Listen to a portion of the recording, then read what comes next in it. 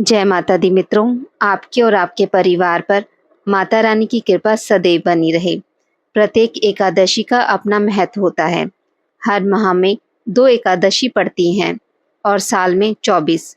हालांकि प्रत्येक तीसरे वर्ष अधिक मास होने से 2 एकादशियां जुड़कर ये कुल 26 हो जाती हैं और हर एकादशी बेहद खास होती है। एक एकादशी तिथि शुक्ल पक्ष में आती है और दूसरी कृष्ण पक्ष में आती है। शास्त्रों में इस दिन को पुण्यदायी माना गया है।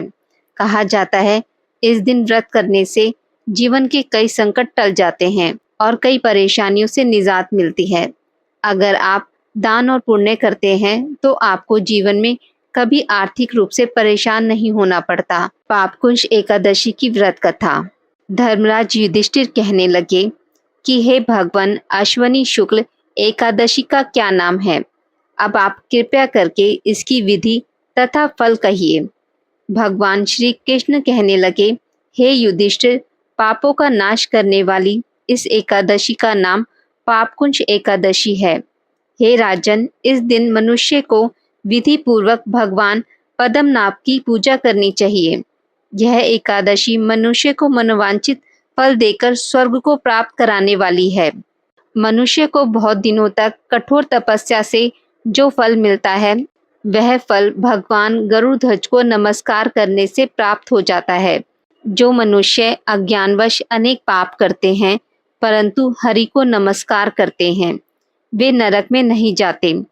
विष्णु के नाम के कीर्तन मात्र से संसार के सब तीर्थों के पुण्य का फल मिल जाता है।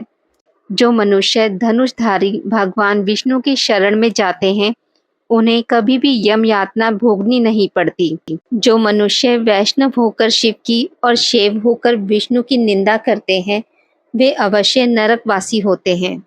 सहस्त्रों वाजपेयी और अश्वमेध यज्ञ से जो फल प्राप्त होता है, वह एकादशी के व्रत के 16वें भाग के बराबर भी नहीं होता है। संसार में एकादशी के बराबर कोई पुण्य नहीं, इसके बराबर पवित्र तीनों लोकों में कुछ भी नहीं। इस एकादशी के बराबर कोई व्रत नहीं। जब तक मनुष्य पद्मनाभ की एकादशी का व्रत नहीं करते, तब तक उनकी देह में पाप वास कर सकते हैं। हे राजेंद्र, यह एकादशी स्वर्ग, मोक्ष, आरोग्य, सुंदर स्त्री तथा अन्न और धन की देने वाली है। एकादशी के व्रत के बराबर गंगा, गया, काशी, कुरुक्षेत्र और पुष्कर भी पुण्यवान नहीं है। हरिवासर तथा एकादशी का व्रत करने और जागरण करने से सहज ही मनुष्य विष्णु पद को प्राप्त होता है। हे युधिष्ठिर, इस व्रत के करने वाले 10 पीढ़ी मातृपक्ष, 10 पीढ़ी पितृपक्ष, 10 पीढ़ी स्त्री पक्ष तथा 10 पीढ़ी मित्र पक्ष का उद्धार कर देते हैं। वे दिव्य देह धारण कर चतुर्भुज रूप हो, पीतांबर पहने और हाथ में माला लेकर गरुड़ पर चढ़कर विष्णु लोक को जाते हैं। हे निरपोत्तम, बाल्य अवस्था, युवा अवस्था और वृद्ध अवस्था में इस व्रत को करने से पापी मनुष्य भी दुर्गति को प्राप्त न होकर सद्गति को प्राप्त होता है। अश्वनी मास की शुक्ल पक्ष की इस पापकुंज एकादशी का व्रत जो मनुष्य करते हैं, वे अंत समय में हरि लोक को प्राप्त होते हैं तथा समस्त पापों से मुक्त हो जाते हैं। सोना, तिल, भूमि, गो, अन्न, छल, छतरी तथा जूती दान करने से मनुष्य यमराज को नहीं देखता। जो मनुष्य किसी प्रकार के पुण्य कर्म किए बिना जीवन के दिन व्यतीत करता है, वह लोहार की भट्टी की तरह सांस लेता हुआ निर्जीव के समान ही है। निर्धन मनुष्यों को भी अपनी शक्ति के अनुसार दान करना चाहिए तथा धन वालों को सरोवर, बाग, मकान आदि बनवाकर दान करना चाहिए। ऐसे मनुष्यों को यम का द्वार नहीं देखना पड़ता तथा संसार में दीर्घायु होकर धनाढ्य, कुलीन और रोग रहित रहते हैं। भगवान श्री कृष्ण ने कहा, हे राजन, जो आपने मुझसे पूछा वह सब मैंने आपको बतलाया। अब आपकी क्या सुनने की इच्छा है? युधिष्ठिर कहते हैं, हे भगवान, इस एकादशी को किसने किया था, सो बताने की कृपा कीजिए।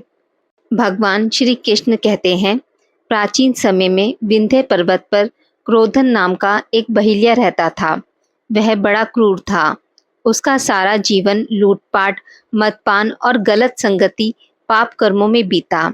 जब उसका अंतिम समय आया, तब यमराज के दूत बहेलिया को लेने आए और यमदूतों ने बहेलिया से कहा कि कल तुम्हारे जीवन का अंतिम दिन है, हम तुम्हें कल लेने आएंगे। यह बात सुनकर बहेलिया बहुत भयभीत हो गया और महर्षि अंगिरा के आश्रम में पहुंचा और महर्षि अंगिरा के चरणों पर गिरकर प्रार्थना करने लगा। हे ऋषिवर, मैंने जीवन भर पाप कर्म किए हैं, कृपया कर मुझे कोई ऐसा उपाय बताएं जिससे मेरे सारे पाप मिट जाएं और मोक्ष की प्राप्ति हो जाए।